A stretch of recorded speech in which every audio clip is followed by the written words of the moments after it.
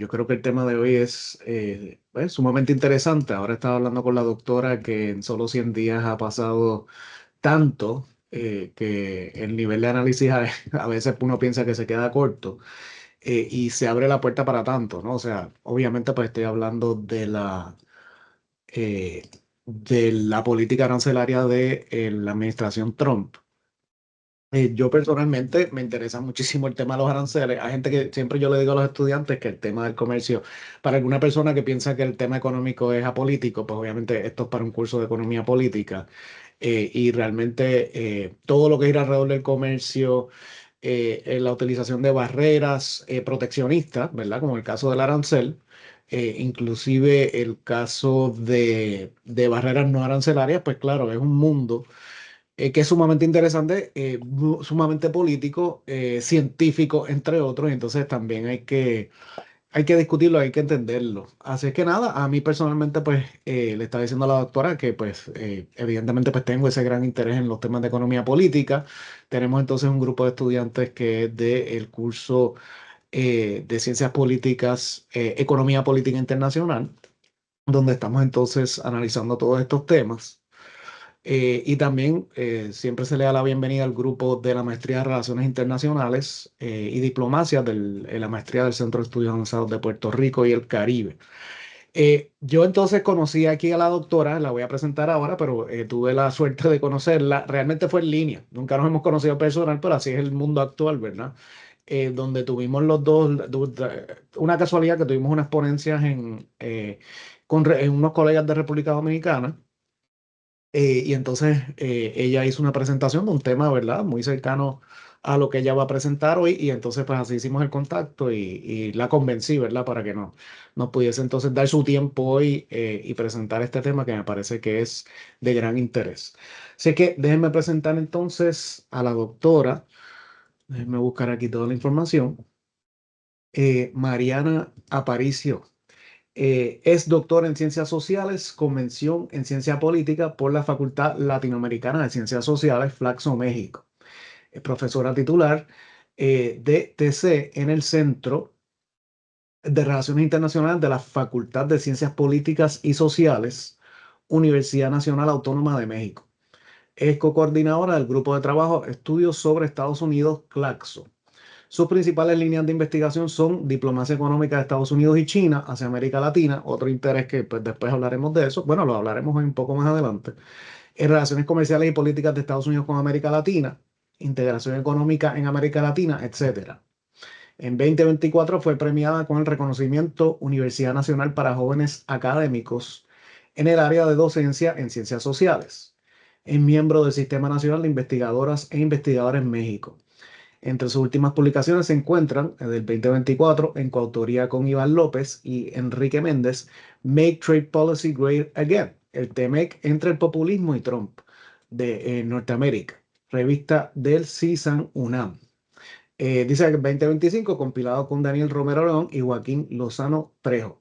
200 años de las relaciones México-Estados Unidos, ¿verdad? Este es otro, ¿no? Una mirada histórica y con José Briceño Ruiz para el 2022 fue regionalismo e interregionalismo en la política exterior de México. Así es que le damos una bienvenida a la doctora Mariana Aparicio. Bienvenida, doctora. Pues José Martínez, muchísimas gracias por la invitación, doctor. Para mí es un gusto poder compartir esta mañana con ustedes. Por supuesto, pues agradecer la invitación al ciclo de conferencias en relaciones internacionales y diplomacia. Justo en el marco del curso de Economía Política Internacional, justo le decía al profesor José que este curso yo lo doy en la UNAM. Entonces, pues va a ser como muy rico, interesante, como no lo tenía pensado así, pero voy a ir como combinando las teorías de EPI para que vean cómo hay una cierta aplicación en temas tanto históricos como actuales. Por supuesto, también agradecer al Instituto Caribeño para el Estudio de la Política Internacional y a la Universidad de Puerto Rico por la invitación. Pues bueno, vamos a hablar de Trump, aranceles y vamos a vincular el componente de economía política internacional, donde el comercio no solamente es creación o desviación del comercio, proteccionismo o liberalismo, globalización, multilateralismo versus regionalismo, bilateralismo y proteccionismo, que ya son temas que ya han estudiado, sino que también la política comercial es un instrumento claro de la política exterior de todos los estados, ¿no? Y ahorita voy a ir, perdón, avanzando a qué me refiero. Entonces he titulado mi ponencia del día de hoy con ustedes, la política arancelaria de Donald Trump, algunos aspectos de la diplomacia económica, porque como verán al final, la política arancelaria es solo uno de los aspectos de la diplomacia económica que ha dinamizado Estados Unidos y cualquier otro país en el mundo a lo largo, pues, de la historia reciente, ¿no? Em, si quieres, me ayudarías, por favor, doctor Martínez, a pasar la siguiente. Si usted me Em, dice. Muchísimas gracias. Bueno, pues el 20 de enero del 2025, como ustedes sabrán, Donald Trump tomó posesión como el 45 presidente de Estados Unidos y estamos a un día de los 100 días de que se cumpla su segunda administración. Y hay una hermosa palabra que pronunció en su discurso inaugural y que ha tomado un protagonismo que podríamos caracterizar hasta inusual, ¿no? El mismo que ha hecho temblar a más de uno, no solo a los mercados, sino también a inversionistas que incluyen países, también organismos internacionales, hasta la emergencia del fantasma de la recesión económica estadounidense. Me refiero, claro, a los aranceles y la consecuencia guerra comercial, primero con los socios comerciales. No es extraño que sea México, Canadá. A propósito, hoy ganó, hoy sabemos que ganó un primer ministro liberal que parecía que ya estaban saliendo del gobierno y pues bueno, hay un claro mandato de Canadá anti-Trump, ¿no? Todo tiene que ver con la guerra arancelaria también que ha establecido estos días, ¿no? Hasta revivió la política al Partido Liberal de Canadá. Y posteriormente, bueno, entonces, bueno, está Canadá, México, que tiene sus características y especificidades, y no olvidar, por supuesto, a China, ¿no? Fueron los primeros, digamos, países, efecto de la guerra arancelaria que ha establecido en estos 99 días, pues fueron primero con los principales socios comerciales de Estados Unidos, con muchos tiene déficit comercial, ahí hay toda una discusión de economía internacional si el déficit es válido o no es válido para tomar ese tipo de políticas restrictivas, pero que esta política arancelaria la ha llevado a nivel internacional en el Día de la Liberación, ¿no? El 2 de abril, no ha pasado ni un mes, y este Día de la Liberación, que para el presidente Trump iba a ser maravillosa, iba a llevar a la era de oro nuevamente a Estados Unidos, pues ha tenido efectos bastante cuestionables en términos económicos, ¿no? Entonces, digamos que esta Día de la Liberación de aranceles recíprocos a nivel internacional, eh, pues en una perspectiva política, pues pareciera que es el día de la liberación de la hegemonía estadounidense en ser el líder, ¿no? De la liberación económica que se postuló desde el periodo de posguerra, después de la Segunda Guerra Mundial y la construcción del sistema internacional del Bretton Woods. Eh, Como bien les decía, entonces los aranceles son solo una de las herramientas disponibles que provee la diplomacia económica, pero ¿qué es la diplomacia económica? ¿No? No solamente es, eh, y cómo la diplomacia económica se va a vincular con la economía política internacional. Si nosotros partimos del supuesto que la economía política internacional es la relación entre la política y la economía, en donde está más Estado, menos mercado, desde la teoría de relaciones internacionales, pues la diplomacia económica la podemos identificar en, digamos, en distintas formas o distintas teorías. Yo me voy a abocar desde una perspectiva o puedo, voy a ir cambiando.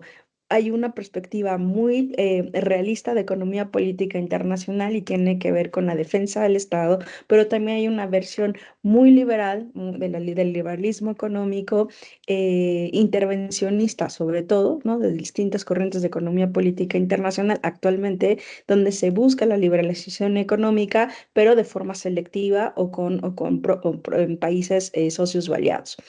Hay una parte también que podemos vincularla con el constructivismo. Estoy diciendo como distintas teorías porque depende del foco, puedo ir construyendo, ¿no? Argumentos, pero para que y vayan identificando a todos los que me están escuchando que las teorías sirven a pesar de que la realidad social es la misma, ¿no? Es la misma realidad, pero el enfoque teórico desde donde yo observo la realidad, pues me va a permitir crear inferencias o correlaciones o descripciones de la realidad de forma bastante distinta.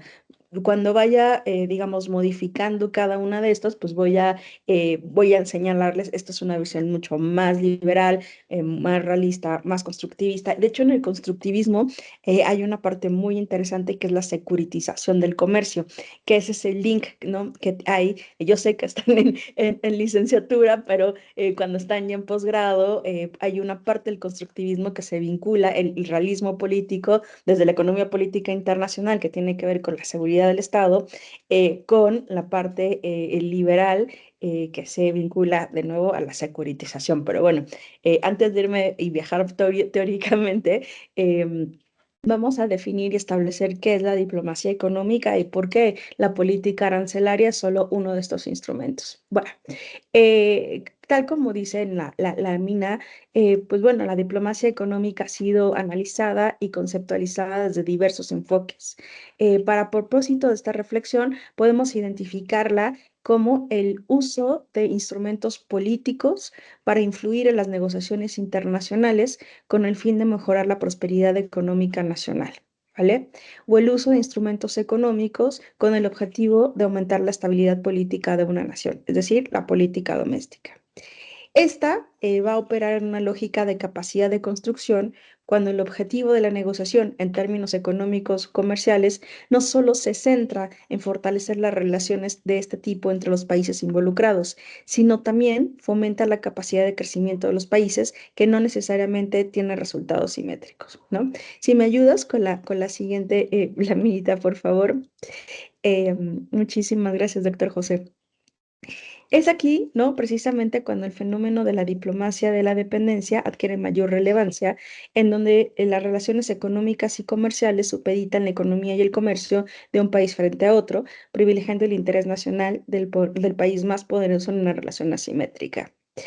En el caso de la teoría de diplomacia económica, de nuevo que se puede identificar desde una perspectiva de la economía política internacional, tiene características generales. Ven en su pantalla que hay dos fines, los fines políticos y los fines comerciales, ¿vale?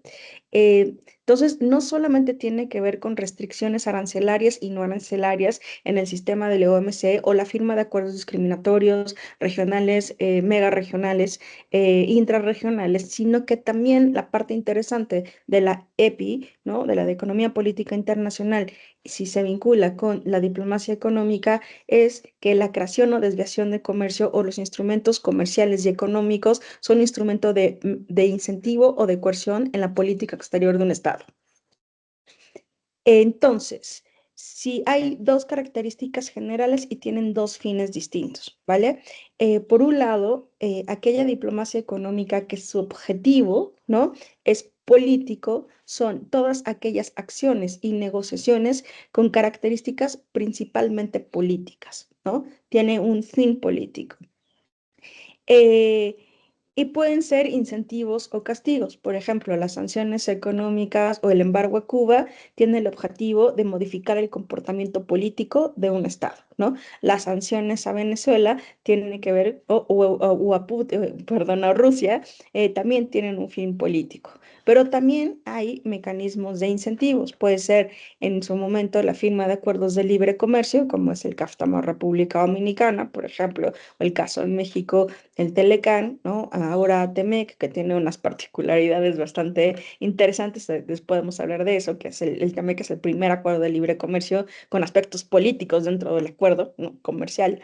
Pero también son otro tipo de incentivos. Por ejemplo, la cooperación internacional, donde Trump también lo ha desmantelado en estos 100 días. Pero lo interesante de la diplomacia económica con fines políticos, en el caso específico de Estados Unidos, tiene que ver con la seguridad nacional y la defensa de sus intereses en el exterior, el cual, ¿no?, instrumenta en una lógica de negociación, ya sea como incentivos, ¿no?, como la ayuda económica a cargo por ejemplo, de distintas agencias como el USAID, o ayuda militar, como el Presidential Downtown Authority o el Foreign Military Assistance, o entre otros, ¿no? Y excepciones arancelarias especiales bajo el esquema del Sistema Generalizado de Preferencias de la Organización Mundial del Comercio, que estoy segura que ya vieron, porque ya vieron OMC. Justo el Sistema Generalizado de Preferencias es una excepción de la cláusula de la nación más favorecida, del GATT del 48 y después del 94, que permite a los países dar extensiones arancelarias unilaterales a países de menor desarrollo relativo, pues en un tiempo específico, en productos específicos, y que son evaluados en términos políticos, ¿no?, para su mantenimiento. Caso de Estados Unidos, tienen distintos sistemas generalizados de preferencia. El que se ha mantenido hasta ahora es el de Haití, ¿no? Hasta acuerdos de libre comercio con aliados o socios, y también pueden ser como mecanismos de coerción, ¿no? Como las sanciones económicas que les decía, ¿no? Que hay distintas vertientes, órdenes ejecutivas, que en esta segunda administración llevamos 130, si no es que firmó otra ayer, ¿no? Eso sí, ya se me pasó, ayer sí firmó otra, y la protección selectiva del mercado doméstico y la aplicación de aranceles, ¿no? Digamos, hay una parte, o Estados Unidos ejercita su diplomacia económica con más fines políticos, pero también hay otra parte de la diplomacia económica, y es con fines comerciales, ¿no? Acá hay una cooperación entre el Estado, el sector empresarial, para buscar, digamos, en penetrar mercados, tener trato preferencial o trato nacional, y eso se hace para obtener promoción comercial y de inversión. Específicamente acá lo que se busca es maximizar las oportunidades comerciales y de inversiones para los nacionales del país. Si nosotros, esa en la milita no la puse, pero si nosotros viéramos eh, los objetivos entre China, la diplomacia económica de China, por ejemplo, y de Estados Unidos, la diplomacia china se vincula más con los objetivos comerciales, ¿no? De nuevo, siempre en teoría lo vemos como los extremos, pero en el medio hay un montón de claroscuros, ¿vale? Si pudiéramos de nuevo identificar las acciones de diplomacia económica de Estados Unidos, casi todas están más vinculadas con fines políticos. Solo un ejemplo: el primer acuerdo de libre comercio que firmó Estados Unidos después del paso del GATT a la OMC, donde se permitía, ¿no?, acuerdos de libre comercio. El primero fue con Israel, el segundo Canadá, y el tercero fue Canadá-México con el Telecan. Cuando el USTR, cuando la oficina del representante comercial, que es en Estados Unidos, el que lleva a cabo las negociaciones comerciales internacionales, eh, y propone al Congreso, hay toda una serie de procedimientos para establecer, ¿no? Sobre todo cuando no tiene la autoridad para comerciar el presidente, em, para poner a consideración un acuerdo de libre comercio. Siempre hay que identificar las ganancias, las potenciales ganancias comerciales, ¿no? Pero muy poco, ¿no? De acuerdo a la concentración del comercio, pues Estados Unidos no depende de ningún mercado en particular, bueno, aunque ahora es un poco debatible, y por sectores, ¿cierto? Entonces, realmente los objetivos comerciales pues se disdibujan bastante, un poco. En el caso de China, ¿no? De nuevo, es como un extremo. eh, el acercamiento de su diplomacia económica tiene que ver con objetivos comerciales, ¿no? Tener materias primas, no necesariamente una firma de acuerdos de libre comercio.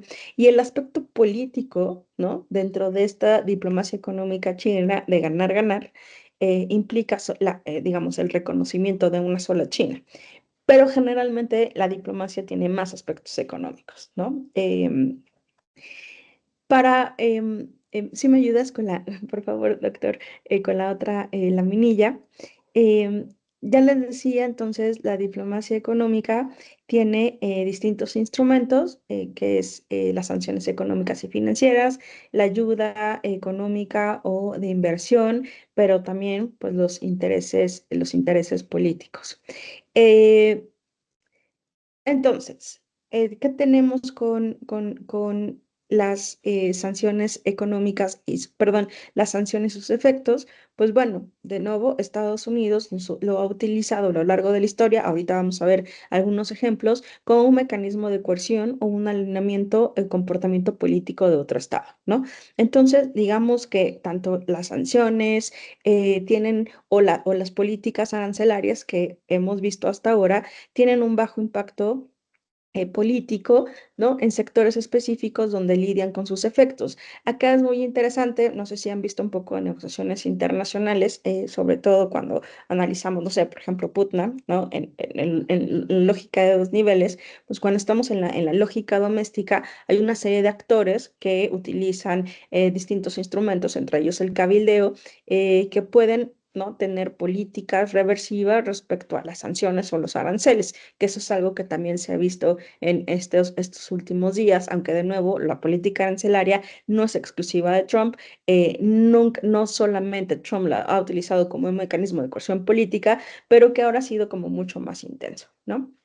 Em, también pueden ser la política comercial, los aranceles o las sanciones más efectivas que una intervención militar, ¿no? Al menos en términos de costos.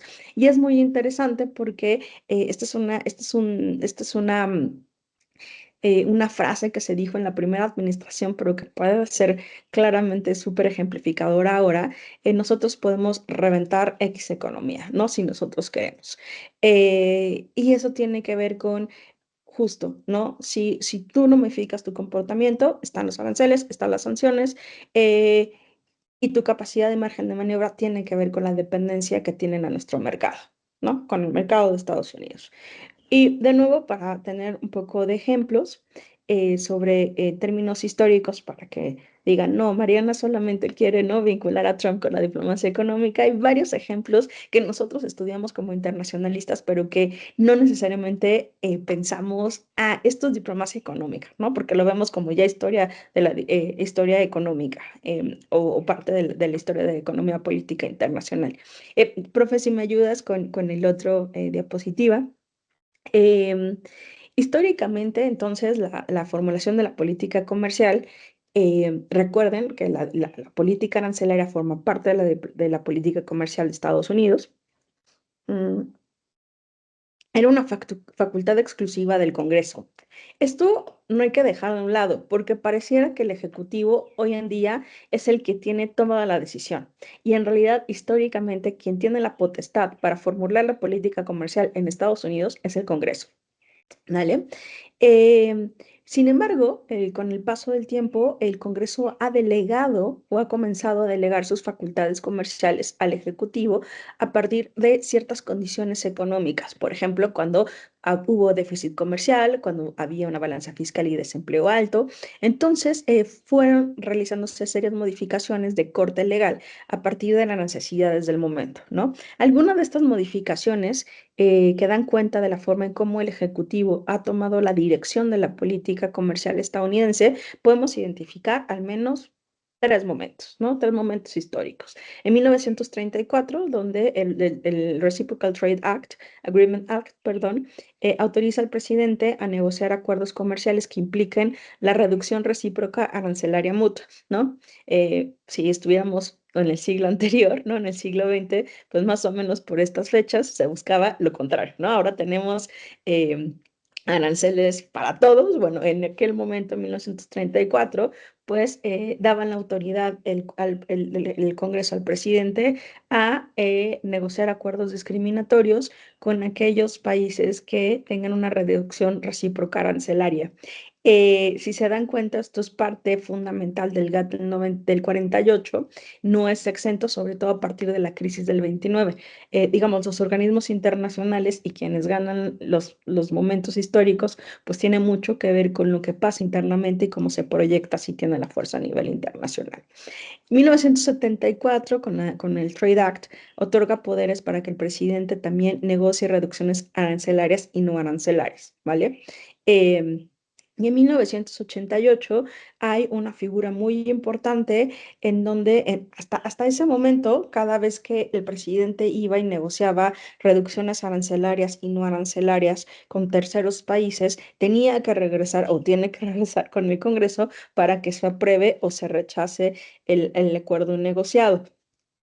Pero sin la autoridad que tiene, sin autoridad para comerciar, pues el Congreso hacía modificaciones y cada vez que Estados Unidos regresaba con los potenciales socios, pues la capacidad de negociación era poco reducida porque sabían con quién se negociaba, pues que no era el fallo final, ¿no? Que había un margen de maniobra entre ir y venir con la ratificación del Congreso. Y eso se modifica en 1988, tampoco no es extraño porque es a partir de ese momento en donde se firman acuerdos discriminatorios con mayor celeridad, que es el Omnibus Trade and Competitiveness Act del 88, que otorga la capacidad al Ejecutivo del Fast Track Authority, que es justo pues que el Congreso apruebe o rechace la política, la agenda de política comercial, pero no generar enmiendas. Sobre todo, esto fue muy importante con la firma de acuerdos regionales y bilaterales. Em, entonces, hay distintos textos de autores que han estudiado la diplomacia económica y hay un texto muy interesante de Parrini que analiza la diplomacia económica de Estados Unidos a partir de su papel de los grupos de interés, otro de los actores no estatales de la economía política internacional, específicamente del neoliberalismo institucional, en el cual podemos estudiar, ¿no? Cómo distintos actores no estatales influyen en la toma de decisiones de política comercial y tienen proyección en política exterior. Bueno, Barini analiza justo estos grupos de interés y cómo y su relación con los tomadores de decisiones para la definición de la política de la diplomacia económica de Estados Unidos. El autor señala que en 1916 los líderes políticos y empresarios estadounidenses concluyeron que el mercado de bienes y servicios de Estados Unidos necesitaba alcanzar nuevos espacios para su reproducción. ¿No le suena un poco a China ahora? Para tal propósito, era necesario que Estados Unidos modificara las reglas que regían el comercio internacional. La mejor expresión para llevar a cabo estas modificaciones se le denomina una política de puertas abiertas. Justo esta discusión la tuvimos la semana pasada con unos colegas historiadores en una universidad en México y me decía, pero las políticas abiertas no es de China. Y yo, ajá, pero 100 años atrás hubo una intención, ¿no?, de liberalización arancelaria por parte de Estados Unidos. Em, si se dan cuenta, cuando analizamos la diferencia de los dos fines de diplomacia económica, esta, ¿no?, la de 1916, estaría más vinculada con fines comerciales, ¿no? Em, de esta forma, Estados Unidos aprovechó sus capacidades, ¿no? Por un lado, y también y del capital que tenían para obtener condiciones de igualdad en los negocios en países extranjeros.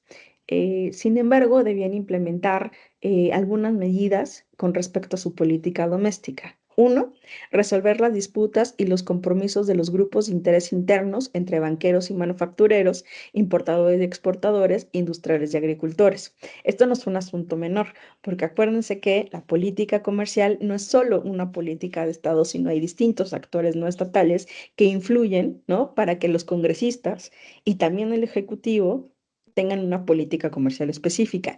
No es de extrañar, por ejemplo, llevando esta situación ahora, que hay distintos sectores en Estados Unidos ahora que están reclamando y presionando al presidente Trump para que modifique su comportamiento respecto a la política arancelaria, ¿no? Eh, no solamente en dar un plazo de 90 días, sino la guerra que tienen con la República Popular de ellos ya vinieron, ¿no? A hablar conmigo para quitar todos los aranceles y la respuesta de China es, si no quitas los aranceles de forma unilateral, yo no me voy a hablar, no me voy a sentar a hablar contigo, tiene que ver mucho con la dependencia que hay, ¿no? Y cómo está la conformación interna para tener esta proyección mucho más fuerte a nivel internacional. La segunda tenía que ver con la conformación de un sistema internacional de comercio que permitiera a los empresarios estadounidenses desplazar, fíjense, en una tercera área, a los empresarios británicos como un componente de la economía internacional.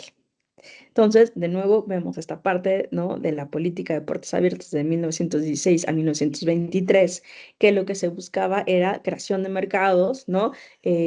Trato de nación más favorecida, y esta idea, ¿no?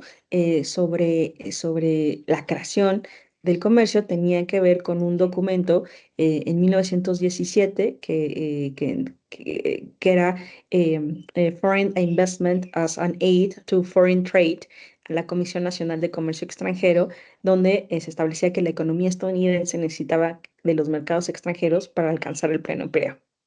Esta misma lógica, si ustedes digamos, eh, piensan un poco en la clase de historia que les dio el profe José, ¿no? Tiene todo el sustento de la creación del GATT del 48, ¿no? El comercio como una forma de mantener la paz y la seguridad internacional, por un lado, pero pues también por el otro lado, la apertura de los mercados y también una vinculación directa con el Plan Marshall que ahorita les explicaré, ¿no?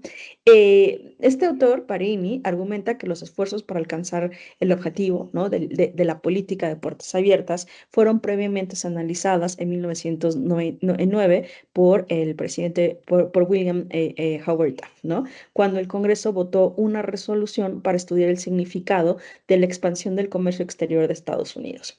Posteriormente, el presidente Woodrow Wilson brindó continuidad a los grupos de estudios sobre comercio exterior, ¿no? Algo que también el presidente Trump está deshaciendo un poco, ¿no? Con el tema de las universidades y los think tanks.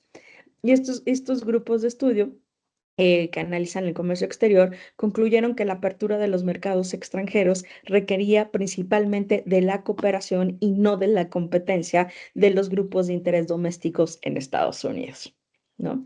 Esto que Putnam diría, la conformación, ¿no? De la toma, digamos, del interés nacional dentro de los actores no estatales al interno, una posición fuerte para negociar hacia el exterior. Entonces, digamos, el Congreso comenzó a aprobar nuevas leyes que protegían a los intereses básicos de todos los grupos de interés, lo que permitió establecer la cooperación de patrones interrelacionados, tanto en cuestiones financieras como bancarias. Como resultado, concluyeron en la instalación de la American Technology en las economías de las naciones extranjeras. Otro de los pasajes, y si quieres, vamos si quieres pasando ¿cómo se llama? La siguiente laminita, por favor, que en realidad son fotos nada más para ir identificando. Bueno, ahí tenemos el plan Marshall, ¿no? Una autora, Diana Kuntz, ha documentado cómo el presidente Nixon también em, sacrificó el régimen financiero internacional del Bretton Woods para salvar sus políticas económicas internas expansionistas, ¿no? Y también, de paso, ayudar a su candidatura a la reelección de 1972. Eh, Ahora les voy a decir cómo también la política, las elecciones están vinculadas con la política comercial, pero bueno, es que son tantos temas de EPI juntos, ¿no? Que es como de, ¿qué hacemos? Bueno, espera.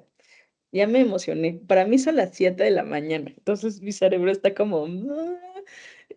por favor, profe José, cuando ya se me vaya acabando el tiempo, me avisas porque yo puedo hablar eternamente de esto. Adelante. Em, Bien. gracias. Como lo demuestra nuestra autora Kunz, el tamaño de la economía y el ejército estadounidenses, unido al hecho de que el dólar sustentaba los sistemas comerciales y financieros del mundo, permitió a Estados Unidos obtener concesiones económicas diplomáticas que ninguna otra nación ha podido obtener. ¿no?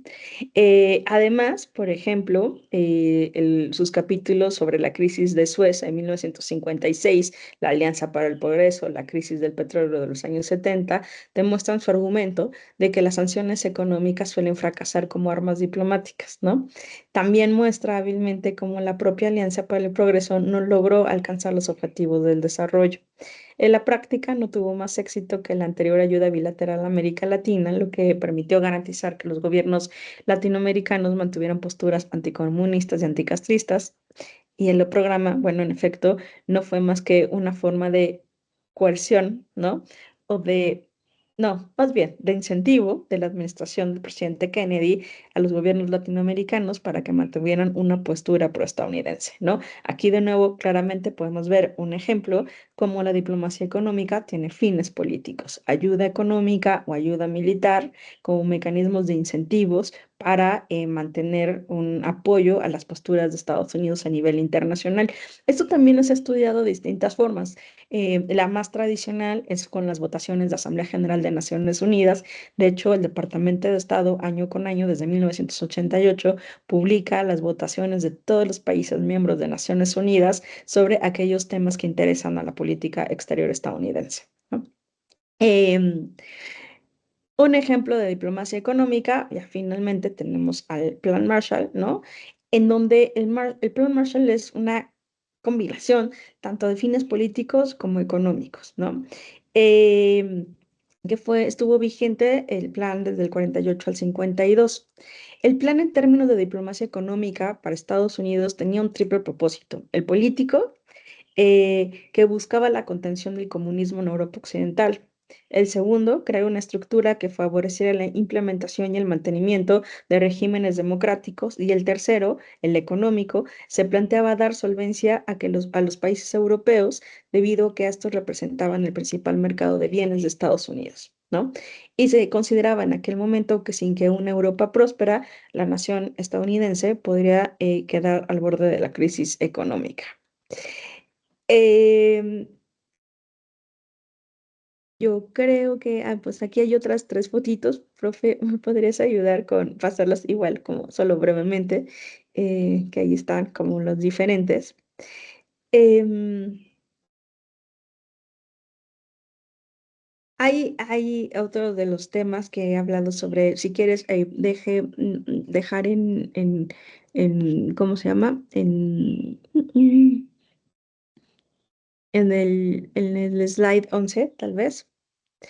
Em, Otro de los instrumentos que yo les había dicho antes de pasar al presidente Trump em, tiene que ver con las sanciones económicas, ¿no? Ahí hay un texto muy, muy interesante que se publicó en el 22 de Maris.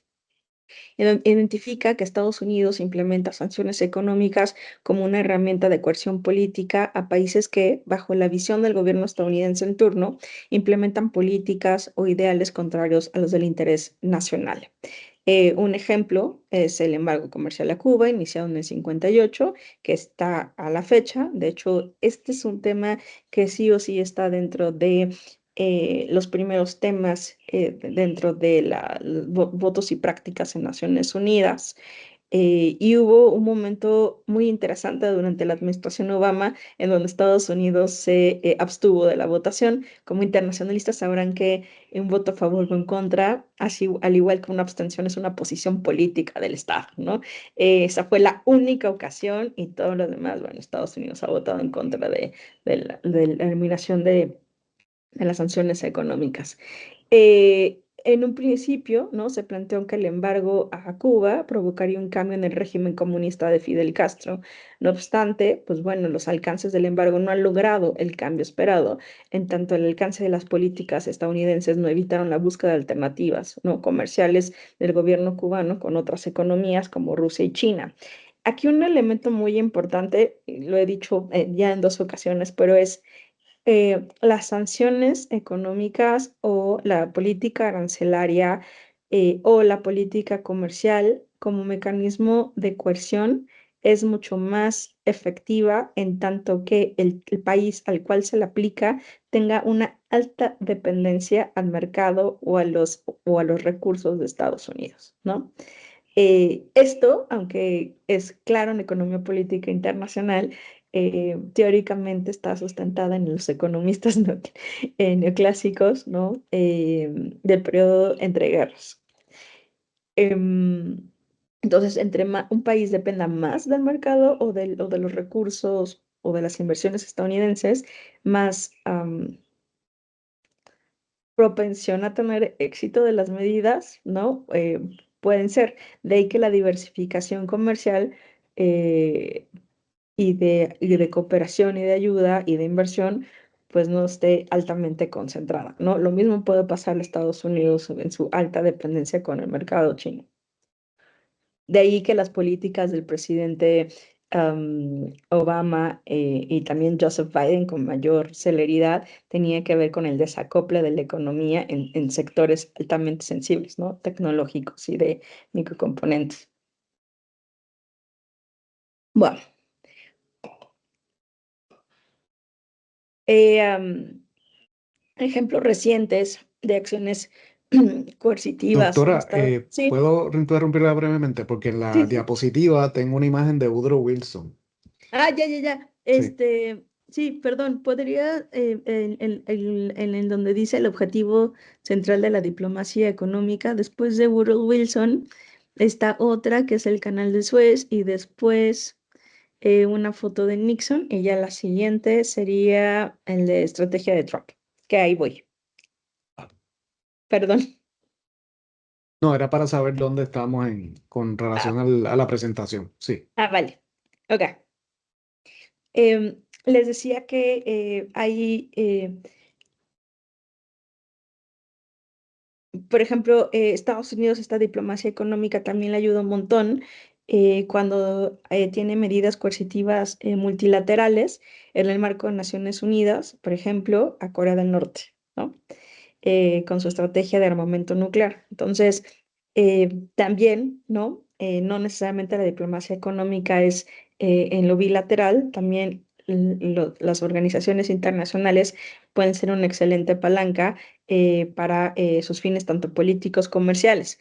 Estoy segura que ya analizaron a profundidad la incorporación de China a la Organización Mundial del Comercio y parte también de la justificación, ¿no? Desde la década del 70 de incorporar a China al sistema internacional y después a la OMC y pasando después por la negociación del TPP. Tenía que ver con que China cumpliera sus compromisos internacionales en términos comerciales a nivel internacional. Pero bueno, ahí nos podemos quedar como mucho en la historia. Un poco lo que quería mostrarles es que la diplomacia económica no es nueva, tiene diversas formas de estudiar, ¿no? Desde el derecho, desde la economía, desde relaciones internacionales, desde economía política internacional, sobre estudios diplomáticos y y que hay distintos pasajes en la historia en donde podemos vincular el Estado y el mercado con fines políticos o fines comerciales, ¿no? Y que, digamos, es interesante donde lo económico comercial no solamente tiene que ver con creación de comercio o atracción de capitales, em, sino también tiene este interés político que se va reflejando muchísimo más. Para comprender los retos del presente, pues es muy importante o resulta fundamental identificar su implementación de la diplomacia económica en la primera administración del presidente Trump. En el documento de Estrategia de Seguridad Nacional publicado en diciembre del 2017, y aquí cuando yo les digo esto, es que la diplomacia económica tiene fines políticos desde la teoría de economía política internacional realista. ¿Por qué? Porque está vinculado al interés nacional, ¿no? A la supervivencia del Estado. Y voy a leer voy hasta leer esta cita, ¿no? Em, Dice que el documento de Estrategia de Seguridad Nacional dice que tiene como objetivo la diplomacia económica, cito textual, retener nuestra posición como el actor económico más importante del mundo, el cual fortalece nuestra capacidad para utilizar las herramientas de la diplomacia económica para el bien de los estadounidenses y de otros países.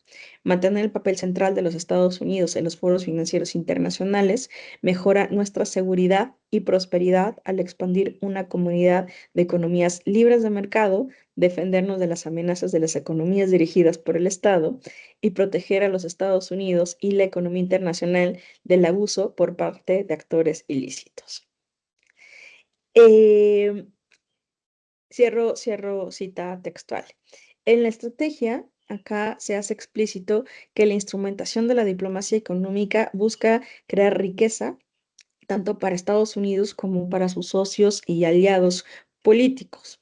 Se considera que si estos son prósperos y convierten su visión del mundo, pueden enfrentar la amenaza con políticas comunes, ¿no? Fíjense qué cambio del Trump del 17 al de ahora, ¿no? Ahora pateó también a los socios y aliados. En este sentido, se consideraba que el comercio justo y recíproco, las inversiones y las transferencias de conocimientos profundizarían las alianzas, las cuales, de acuerdo con el documento, son absolutamente necesarias si se quiere triunfar en un ambiente geopolítico competitivo, ¿no? Hacia el segundo mandato del presidente Trump, ¿no? La política económica externa eh,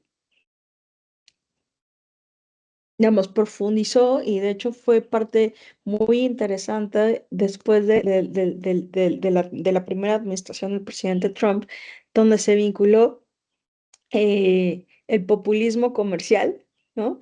De forma muy específica, ¿no? Entonces, hay un texto ahí muy importante que si les interesa estos temas, revisen el texto de Kent Jones, se publicó en el 2021 en el Oxford University Press, que justo se llama Populism and Trade, The Challenge to the Global Trading System, que era toda esta discusión. O sea, el Trump de la primera administración no solamente nos dio el American First Trade Policy, sino que también, al menos en el primer año, tenía una visión donde el sistema multilateral le importaba para los fines de Estados Unidos, y que fue después después fue modificando este comportamiento y bueno, la OMC y la ronda Doha está, ¿no?, a punto de la inanición.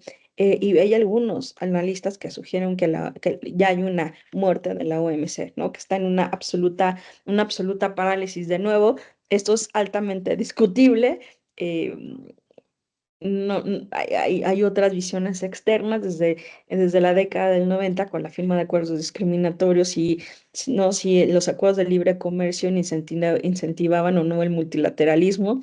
Hay distintas corrientes teóricas que defienden las dos posiciones externas. Eh, pero lo que sí hay una línea de continuidad entre el presidente Trump de la primera administración y la segunda, pues tiene que ver con una política populista, ¿no? Una política comercial populista, regresar los empleos nuevamente a Estados Unidos. Estoy pensando, por ejemplo, en el discurso del Día de la Liberación, donde los empleados, ¿no? Del sector del acero de Estados Unidos, ¿no? Del sector automotriz, uno de ellos habló, ¿no?, al público diciendo que apoyaban a la política del presidente Trump y que estaban como pues muy felices, ¿no?, de que iban a regresar nuevamente los empleos. Em, es una combinación del populismo comercial con un discurso nacionalista centrado en el principio de Estados Unidos primero, ¿no? En este contexto, el comercio recíproco se definió como una herramienta para fortalecer la competitividad interna, salvaguardar la soberanía nacional y reequilibrar las relaciones comerciales, ¿no? Entonces, de nuevo, podemos ver estas dos formas. Eh, ¿Me ayudarías con la siguiente diapositiva, por favor? Eh, am, entonces, en este segundo mandato, el comercio recíproco se ha definido como una herramienta para fortalecer la competitividad interna, de nuevo, guardar la soberanía nacional y reequilibrar las relaciones comerciales. Esto también, ¿no? Si lo queremos ver teóricamente, es justo la justificación de la desglobalización, ¿no?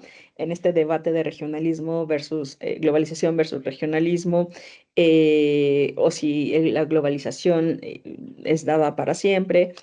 Y esta idea la podemos ver en el documento de la Declaración de Emergencia Nacional para incrementar, así se llama, nuestro eje competitivo, proteger nuestra soberanía y fortalecer nuestra seguridad nacional y económica. Ahí, aquí cito, ¿no? Aquí dice, los aranceles, aquí está en la minilla, ¿no? Sobre todo porque nos interesa un poco los aranceles, ¿no? Se ajustan a la injusticia de las prácticas comerciales internacionales en curso, equilibran nuestro déficit crónico de comercio de bienes y proporciona un incentivo para volver a la producción en los Estados Unidos y brindan a nuestros socios comerciales extranjeros la oportunidad de reequilibrar sus relaciones comerciales con Estados Unidos. Cerro cita. Estos efectos políticos que combinan, ¿no? No solamente la política arancelaria de Estados Unidos y proteger su industria interna, también esta administración lo ha vinculado de nuevo y no es, digamos, privativa, de hecho también en la primera administración se hizo, la política migratoria, la seguridad fronteriza, el crimen organizado y el fentanilo, ¿no? Con la política arancelaria. Si tú no detienes a migrantes, aranceles. Si tú tienes crimen organizado y lo mandas a mi país, aranceles, ¿no? Entonces, digamos que el mecanismo de coerción son los aranceles, pero ya hemos visto que son una de las formas de expresión de la diplomacia de coerción, en donde también tenemos sanciones económicas, ¿no? Em, entonces, bueno, habrá que esperar los efectos económicos y comerciales de la diplomacia económica en este segundo periodo, aunque, pues bueno, ya nos damos cuenta por lo que ha pasado y sobre todo por las encuestas que han salido esta semana, ¿no? Despertamos esta semana con que el presidente Trump tiene el menor o el bajo índice de aceptación entre los encuestados, ¿no? Hay unas encuestas lo posicionan entre el 39 y el 41%, el más bajo de los 100 días de un presidente estadounidense en 80 años. Em, lo cual es impresionante, dado que el Día de la Liberación iba a traer empleos, inversiones y crecimiento económico de Estados Unidos, pues los mercados están cobrándole la factura a la inestabilidad, la confianza y la incertidumbre que ha generado la guerra arancelaria, la pérdida de confianza. Y hay un tema en la economía política internacional em, que es súper interesante, que analiza cómo los sistemas políticos influyen o determinan de alguna forma y la división de poderes. Si un país cumple o no sus compromisos a nivel internacional, ¿no? Es un texto increíble que valdría muchísimo la pena pues identificar, porque claramente en Estados Unidos, pues, by the rule, ¿no? Decíamos, hay división de poderes, claro, política comercial, y probablemente ahora una actualización de Trump en ese sentido, pues sea bastante interesante. Si me ayudas con la siguiente diapositiva. Bueno, esto es lo que ya les había comentado. Em, y lo que quiero mostrarles ahora con lo que ha hecho el presidente Trump en estos 99 días, que ya les decía, a mí me han parecido muy cansados. No sé si es desde la campaña que estamos así, ¿no? Y en el caso específico donde yo vivo, pues bueno, hemos sentido con mayor severidad la política arancelaria como mecanismo de interés político. Eh, y en ese sentido, profe, si me ayudas con la siguiente laminita, vamos a ver los distintos instrumentos de diplomacia económica. Estos son datos del gobierno de Estados Unidos. Si nosotros vemos la asistencia al exterior, que es un mecanismo, ¿no? de incentivo para los países, a contrapelo de lo que se pudiera imaginar, ¿no? Y de la imagen terrible que vimos en la Casa Blanca con el presidente Zelensky y el presidente Trump. La asistencia al exterior de Estados Unidos, la más importante es Europa, ¿no? Y si ven la laminilla del lado derecho, pues se dan cuenta que el país que ha recibido este año, ¿no? La asistencia al exterior con mayor importancia es Ucrania. Después le sigue, ¿no? Ahí vemos otro tipo de países: Jordania, Etiopía, Sudán, el Congo, Nigeria, Colombia, claramente por el plan de defensa, y así sucesivamente, ¿no? Ahí está México, esto que está dentro de los 10 primeros principales países. Y nos dice mucho, ¿no? Sobre todo hacia dónde va dirigido la diplomacia. Si me ayudas con el siguiente slide. Em, Aquí hay un comparativo de la primera administración de Trump y la segunda, ¿no? Sobre todo en diplomacia económica y en economía política internacional. Esta es una variable que es muy importante, ¿no? Como mecanismo de incentivo. La ayuda económica o la asistencia económica y la ayuda militar.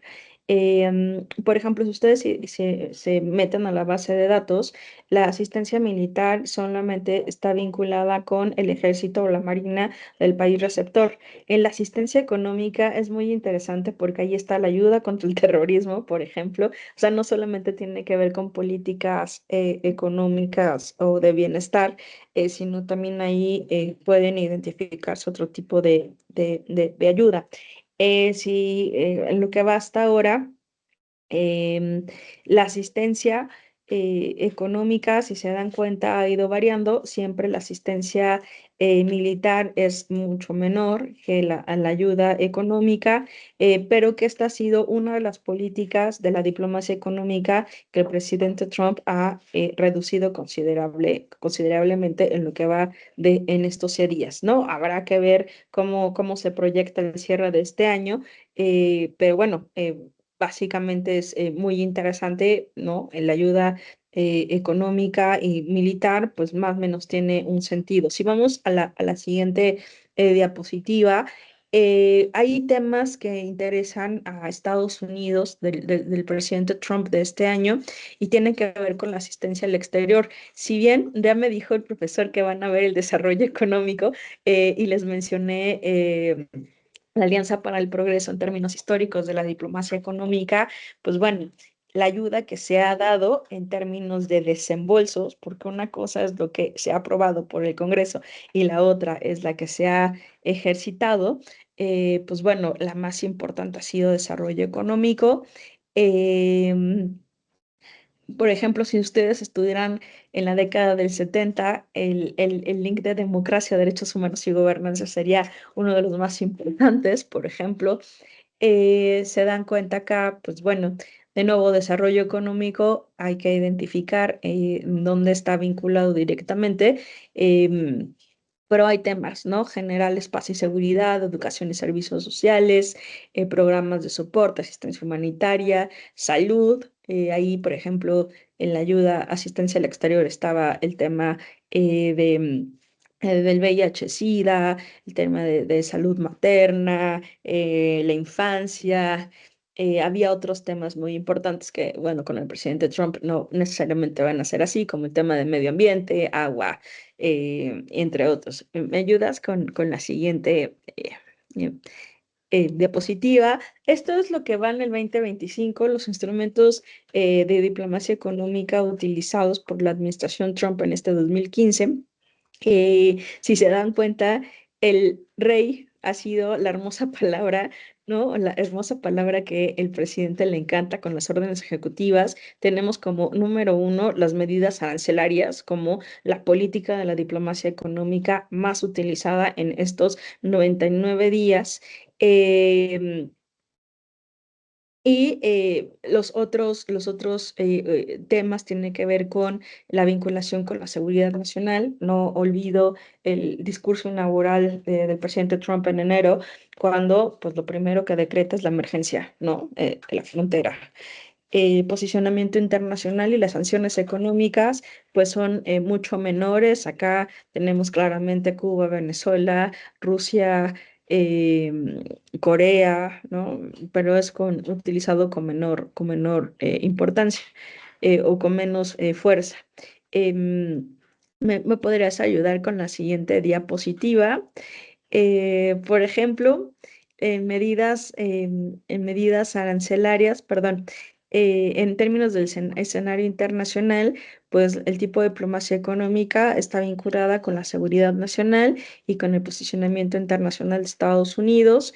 En términos de sanciones económicas, tienen que ver con digamos, intereses, ¿no? de justicia desde la perspectiva estadounidense. Y las medidas arancelarias, pues bueno, China se las gana por todas, ¿no? No es extraño que con el 148% de aranceles, pues bueno, China tenga la cabeza.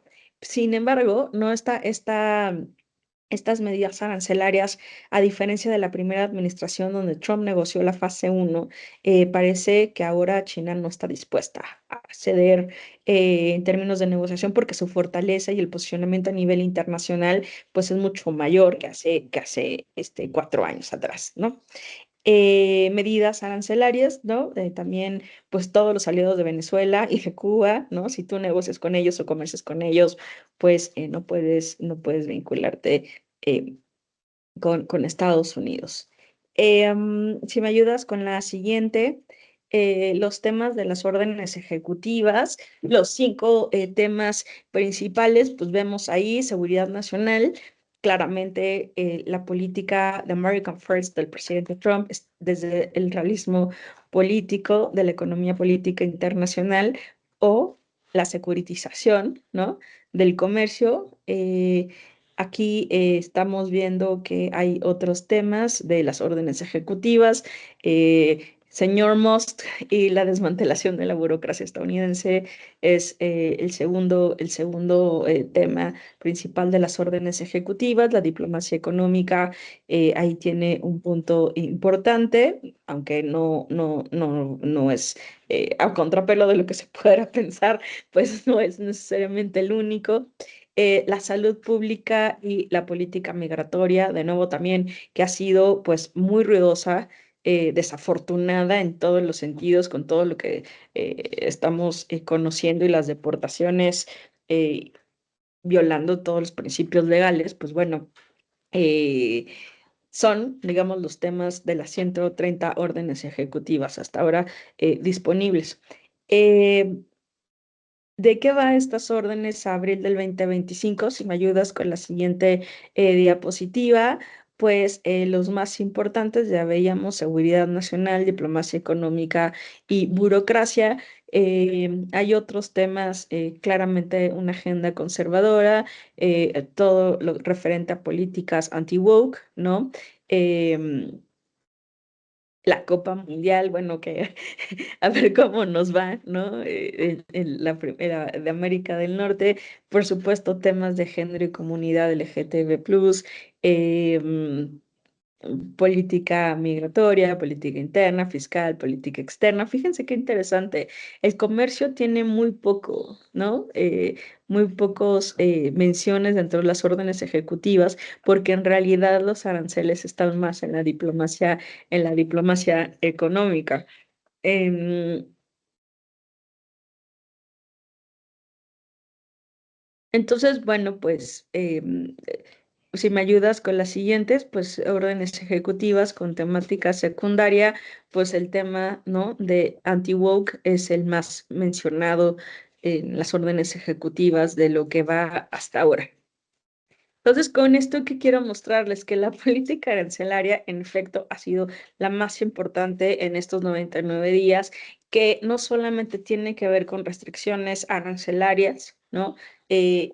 También hay políticas no arancelarias, pero no es la única, y que la diplomacia económica tiene una gran vertiente de políticas comerciales y económicas para hacer que los países o el interés nacional de un país se refleje en la modificación del comportamiento de terceros países.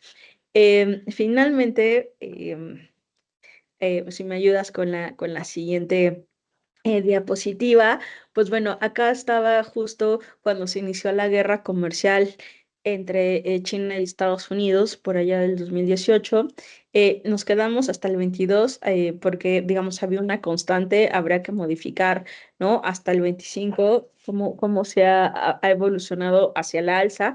Pero si nos damos cuenta, en el 2018 pues la política arancelaria estaba en el marco de la OMC, ¿no? Tomándolo como base, y tuvo su incremento, ¿no? Fuerte en 2018, y posterior, 2018 fue, digamos, el culme, que después se mantuvo en una línea constante en el COVID-19, y que el presidente Biden, ¿no? A contrapelo de que todos los que pensábamos que estudiamos política comercial iba a modificar el comportamiento respecto a China, pues se mantuvo constante en el USTR con la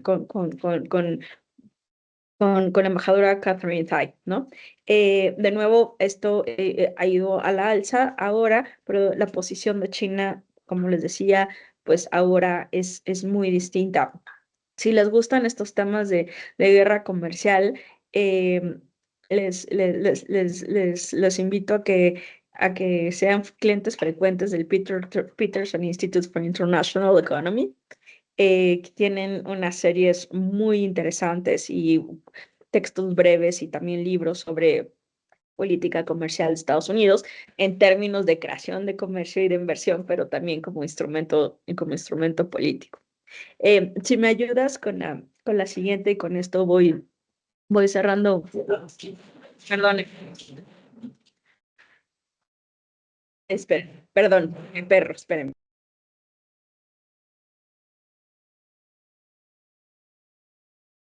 Bueno, ese es el problema de estar en sabático.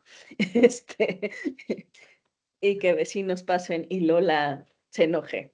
Em, Bueno, para la reflexión, ¿el mundo está supeditado a Trump? No, ese es el punto, que Estados Unidos, las medidas que se han implementado tienen una relación directa con digamos, con el poderío económico, militar, comercial, em, pero digamos, cuando una economía empieza a cerrar mercados, de nuevo, cuando no hay confianza en la toma de decisiones y en mantener los compromisos internacionales, donde lo que se respira es la incertidumbre, aranceles sí, hoy, mañana aranceles no, eso hace que, pues, eso, seas poco confiable para los mercados, pongas muy nerviosos a todos, y de nuevo creo que eso el Banco Mundial y el Fondo Monetario Internacional en la reunión de la semana pasada pues dio cuenta, ¿no? De las externalidades de esta política de liberalización eh, del presidente Trump en este segundo mandato, y pues el mundo ha hecho que se unan los que ya no estaban unidos, ¿no? Que los partidos políticos que estaban muertos pues ya estén ganando elecciones, y que los países pues tengan una política también de soberanía nacional, una política proteccionista, todos aquellos que pueden y medir otro tipo de opciones políticas. Eh, pues bueno, es posible que algunos países se alineen políticamente a partir de la amenaza arancelaria, pero hay otros que van a optar por el desacople económico y la posición de Estados Unidos en términos de cooperación internacional como ayuda económica militar que se está desvaneciendo. El sistema interno o la crisis interna en Estados Unidos por la crisis de las burocracias o el desmantelamiento de las burocracias profesionales, el crecimiento económico, de nuevo, la confianza en los mercados, si las políticas van a tener un resultado positivo para atraer nuevamente los capitales y la manufactura nuevamente en Estados Unidos, y si eso va a ser competitivo a Estados Unidos sin América del Norte, ¿no? Sin México y sin Canadá en una revisión de un TEMEC frente a otros procesos de regionalización con monedas nacionales, ¿no? Ya que estudian finanzas internacionales, pues también es una medida de hacer dumping o de ser competitivo a nivel internacional, pues ya hay otras monedas, además del dólar a nivel internacional, que son fuertes, ¿no? Que se utilizan ya como moneda de cambio, pues vemos algo que se ha dicho desde la década del 90, que es con la crisis de hegemonía de Estados Unidos, pero que parece que con el presidente Trump se está haciendo mucho más rápido. Y que bueno, hay países como el mío, ¿no? Que dependen económicamente más del 80% del mercado al estadounidense, y por lo cual pues lo que le pase de aquí en el corto y en el mediano plazo tendrá efectos muy importantes, pero bueno, que esto es reversible. Ayer me preguntaban en ¿esto es reversible? Yo les decía, pues esperemos que sí, ¿no? Esperemos que sí, porque son 100 días. Pero de nuevo les mostré en esta presentación que la diplomacia económica pues, ha estado, ¿no? A lo largo de la historia. Lo que sí es extraño es la celeridad y la intensidad, y la variabilidad, ¿no? De la ejecución de parte de la diplomacia económica, como son los aranceles, como el instrumento para obtener intereses políticos y la seguridad nacional de Estados Unidos. Si me ayudas con la siguiente, pues bueno, quedo con... Muchas gracias, profe José. Quedo atenta de sus preguntas. No sean tan malos conmigo, es muy temprano. Y bueno, ahí están mis redes, por si tienen algún comentario, con muchísimo gusto.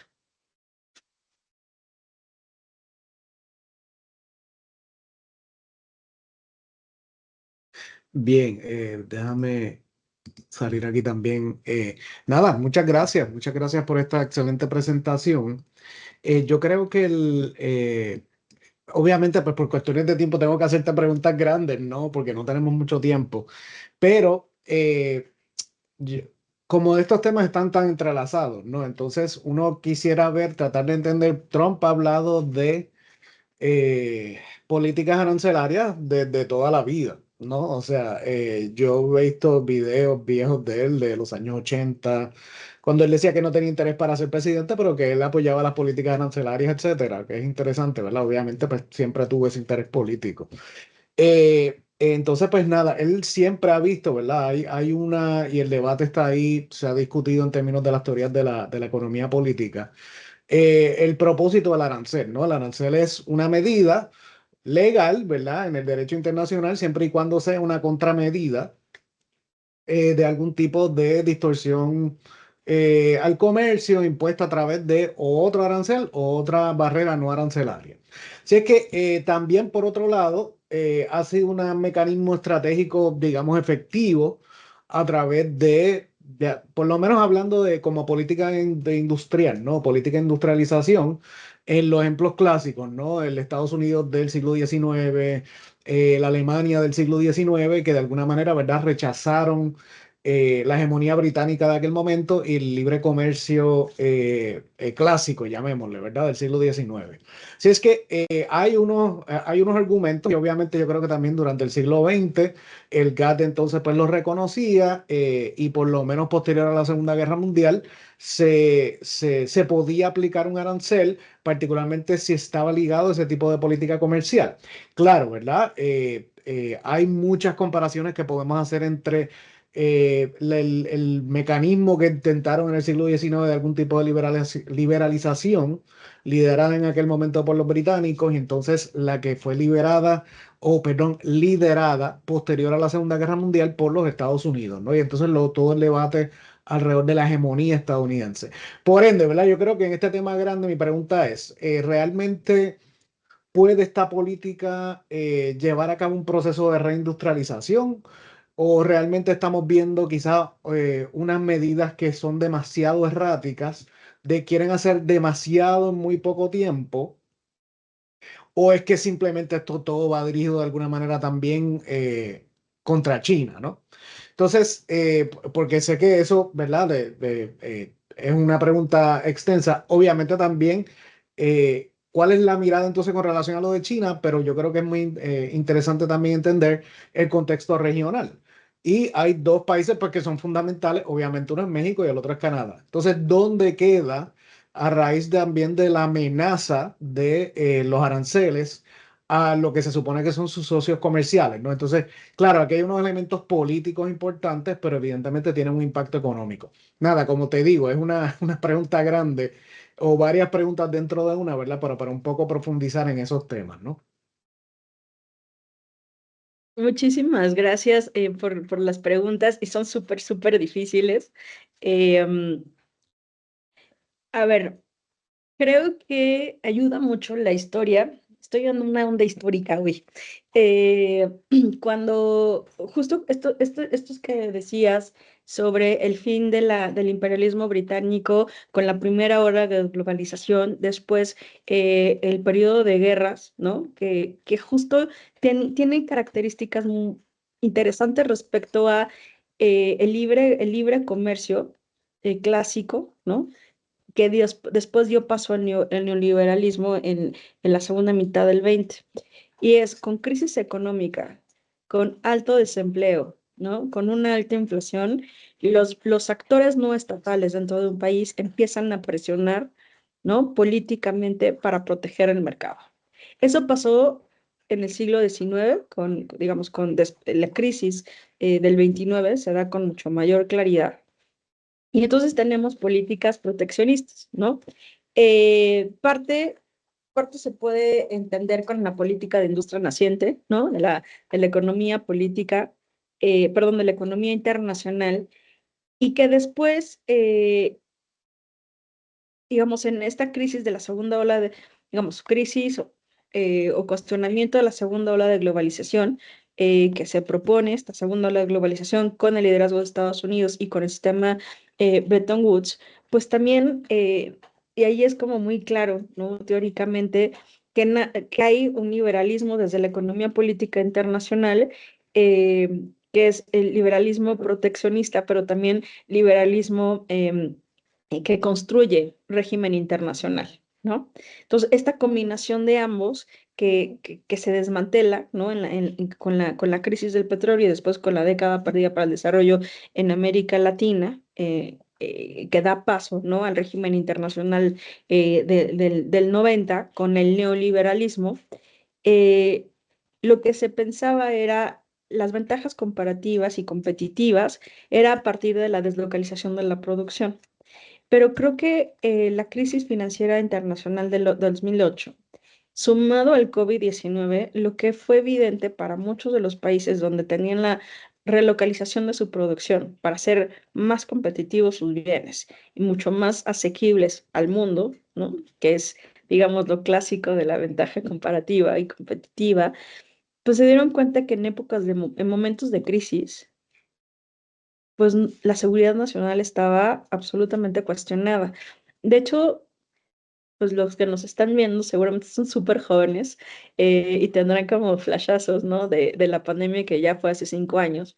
Pero para los que estudiamos la política comercial en aquel momento era muy interesante cómo las patentes estaban vinculadas a la seguridad nacional. De hecho, eh, había sectores estratégicos en donde las vidas de aquellas personas que producían esos bienes no eran fundamentales. O sea, esa vida no se cuidaba, ¿no?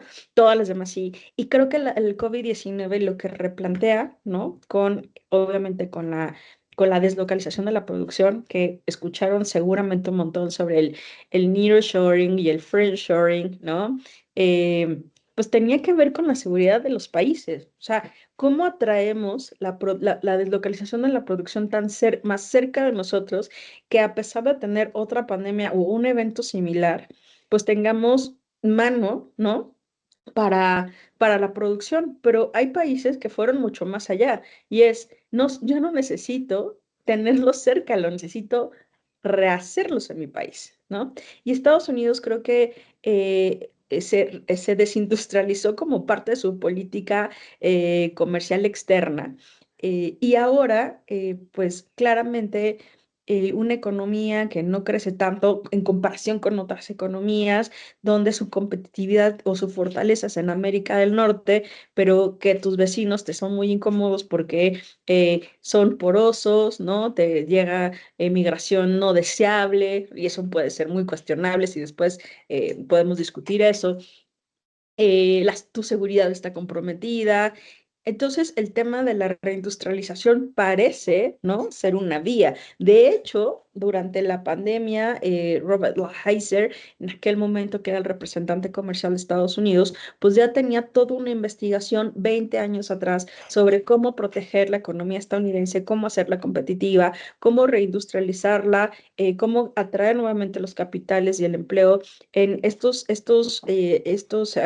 mano de obra que se quedó, digamos, que no pasó, ¿no? Su relocalización para ser más eficiente. De hecho, hay un caso muy interesante, solo uno por mencionar, el caso del sector automotriz, que fue ampliamente mencionado durante la revisión del TEMEC, que también le tocó a Trump, eh, eh, que dio paso al TEMEC. Cuando México y Canadá negociaron el Tratado de Libre Comercio de América del Norte, la ventaja competitiva de México era la mano de obra barata, que no era especializada, ¿no? Después de más de 20 años, ¿no? Casi 30, la mano de obra mexicana en el sector automotriz es altamente especializada y muy competitiva frente a la mano de obra estadounidense. Tienes dos opciones: o proteges esa industria en tu país con medidas proteccionistas, ¿no? Selectivas, pero el comercio internacional te diría, ok, vas a proteger tu mercado por seguridad nacional. El país al cual estás afectando puede tener medidas similares en algún tema que le es fundamental. El problema es que el panel de solución de controversias, el OMC, también está empatado por Estados Unidos, ¿no? Entonces, digamos que no hay una forma.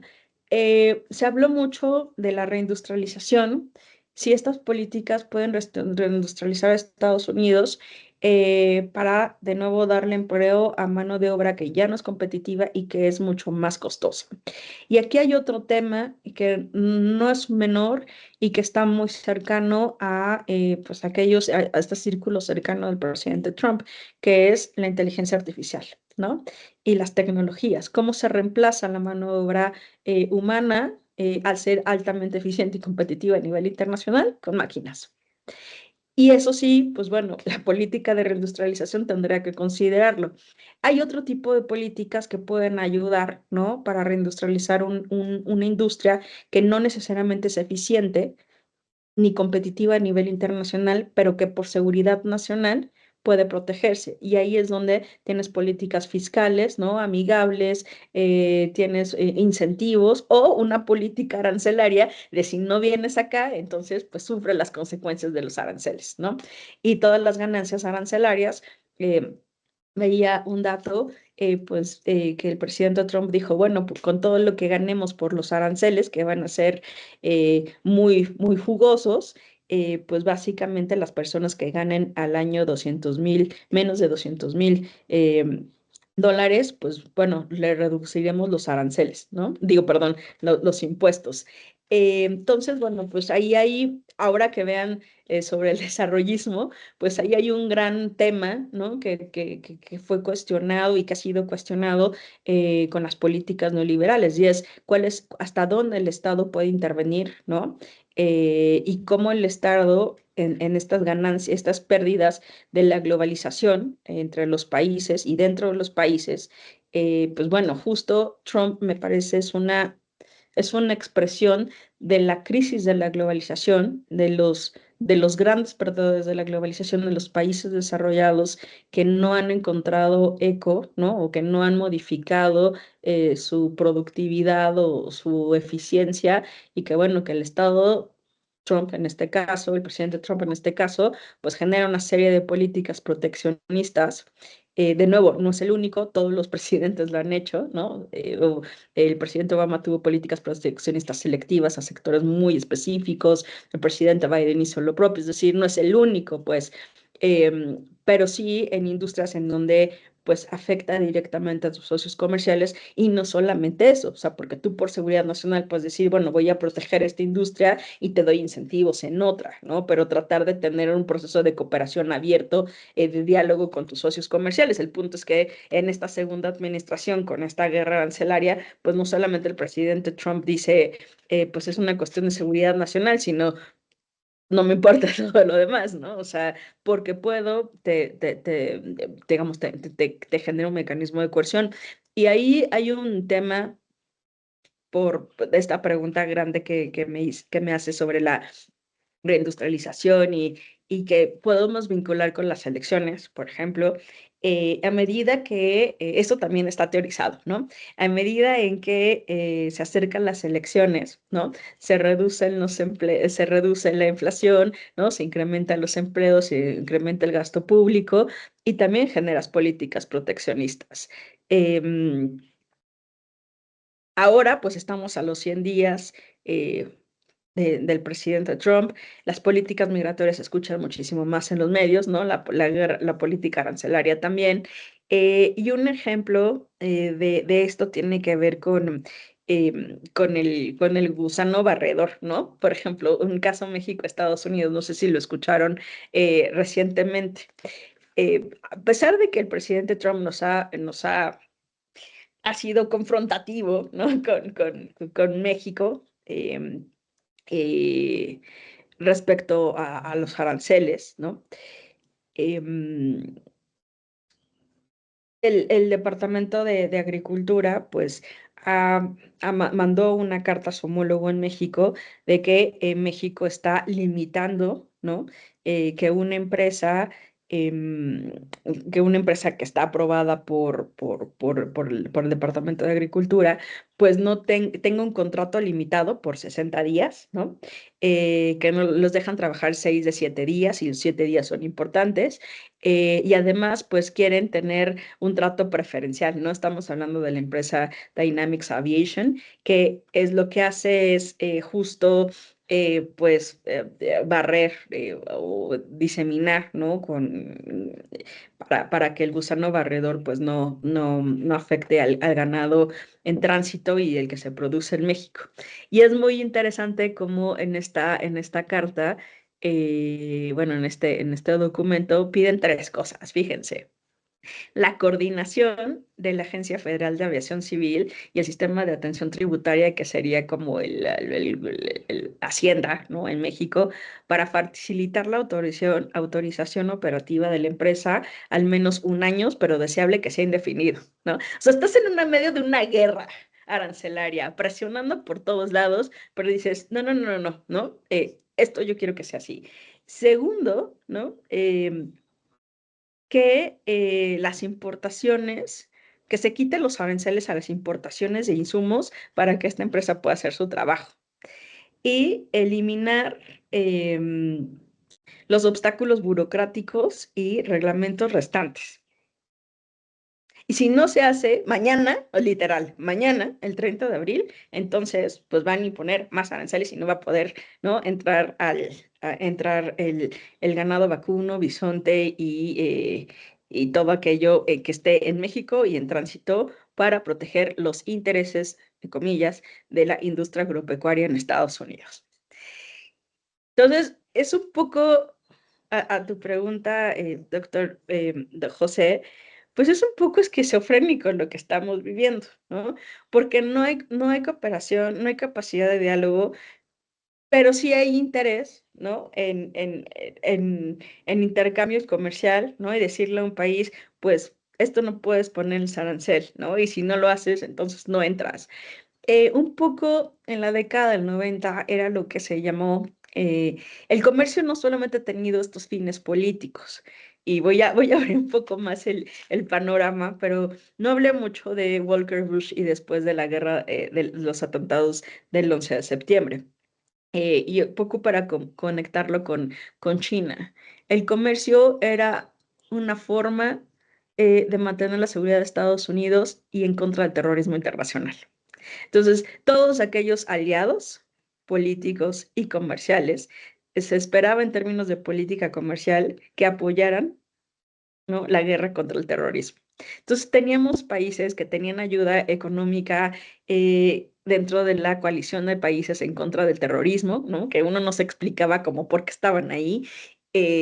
Todos aquellos países que no apoyaran ¿no? el discurso y las políticas en contra del terrorismo. Estoy diciendo algo súper políticamente incorrecto, porque ¿quién quiere terrorismo? Pero en aquel momento, en el 2001, pues no había una definición internacional de qué era terrorismo, no pasábamos del terrorismo clásico al terrorismo internacional. Entonces, digamos que hoy el enemigo es el fentanilo, ¿no? Y es China, a tu pregunta. o es el crimen organizado, pero ayer fue el terrorismo y el otro momento fue la URSS. Es decir, esta construcción de un enemigo externo ha estado presente en la historia y también en cómo se enfrenta ya de nuevo con mecanismos de incentivo o de coerción, ¿no? Y cuál se decide, pues el que sea necesario en aquel momento, apelando a abrir el mercado, ¿no? Liberalismo o seguridad nacional, realismo, o securitizar el comercio, constructivismo, entre otros, ¿no? Para fines del interés. Es muy complicado. La mirada china y por qué los socios comerciales más importantes, México y Canadá, fíjate que esta pregunta a mí me parecía muy natural, ¿no? Y mi directora de tesis de doctorado, ahora que decías sobre lo que estudiamos en el doctorado, yo salí del doctorado hace muchos años, 12, 13, algo así. Pero lo primero que cuando empezó a pasar esta otra vez Trump regresó, me escribió mi directora de doctorado, me decía, Mariana, pero ¿por qué los socios comerciales? Y yo, pero pues, ¿por qué no? ¿No? O sea, porque son los que más dependen del mercado, son los primeros a los cuales les puedes dar una lección al mundo de qué se hace. El tema es que las respuestas han sido súper distintas.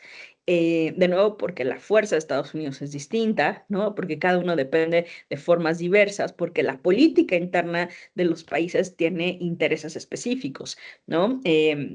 No es lo mismo, por ejemplo, en el caso de mi país, pues tienes un gobierno con una alta concentración, ¿no? De aceptación, tienes el ejecutivo, el legislativo y el judicial, y eso, pues bueno, no se había visto hace mucho tiempo en una relación México-Estados Unidos. Canadá, pues las provincias, ¿no? Se alinearon al interés de Canadá y pues cada uno va respondiendo. En el caso de China, la posición de China a nivel internacional no es la misma hace 4 años. Los procesos de regionalización son muy interesantes. Por ahí veía que alguien escribía sobre los BRICS, ¿no? Pues bueno, los BRICS es solo una de las distintas expresiones que ha generado China en términos de política comercial y que los hace mucho más fuertes y posicionados a nivel internacional que lo que era a inicios del siglo XXI. Y que claramente, pues si les interesa China respecto a Estados Unidos, pues es muy interesante cómo la política exterior de Xi Jinping, que va en su tercera versión, ¿no? Hay distintas, digamos, ha ido increciendo, los libros blancos ayudan un montón para saber la proyección interna de China y cómo se ve ella en el exterior, pues bueno, podemos dar claramente que hay cambios significativos y la diplomacia económica de China de ganar, ganar es magistral, sobre todo porque no es el garrote, ¿no? Apelando a la, no apelando a la política clásica, a la política de Estados Unidos de sanar y garrote, pues bueno, la política china a terceros países es ganar, ganar, aún con Estados Unidos y negociando con Estados Unidos, pues la ganancia es que los países para China estén en una mejor posición de la que empezaron. No necesariamente tienen que ser ganancias simétricas, ¿no? Pero una ganancia al fin y al cabo. Y me parece que esa correlación de fuerzas va a ser muy interesante. No olvidemos a los europeos, ¿no? Que eran socios estratégicos de Estados Unidos. Pues bueno, Trump los pateó en la primera administración. Obama trató, perdón, el presidente Biden trató de, ¿no? Reconfigurar nuevamente. No es extraño que lo primero que fue y dijo el presidente Biden fue America is back to multilateralism, ¿no? América está regreso en el sistema multilateral. Y pues bueno, ahora que Trump regresa y hace todo lo que está haciendo, pues bueno, la confianza de nuevo de Estados Unidos y la confianza es un tema súper importante en política internacional. Una vez que se pierde, es súper, súper difícil de recuperar y creo que este mandato, hasta donde vamos, de nuevo en los 99 días, pues parece que si todo sigue así como va, pues bueno, Estados Unidos va a tener algunas complicaciones a nivel internacional. Doctora Patricio, muchas gracias. Me quedaría hablando buen rato con usted. Quizás podemos tener una segunda conversación porque yo creo que todavía hay muchos aspectos que podemos discutir, pero muy interesante y le agradezco por su tiempo. Nada, muchísimas gracias. Un gusto estar con ustedes hoy. Bueno, nada, pues entonces pues me voy despidiendo de todo el mundo. Que pasen buen día y seguimos en comunicación. Muchísimas gracias, doctora. Hasta luego. Hasta luego.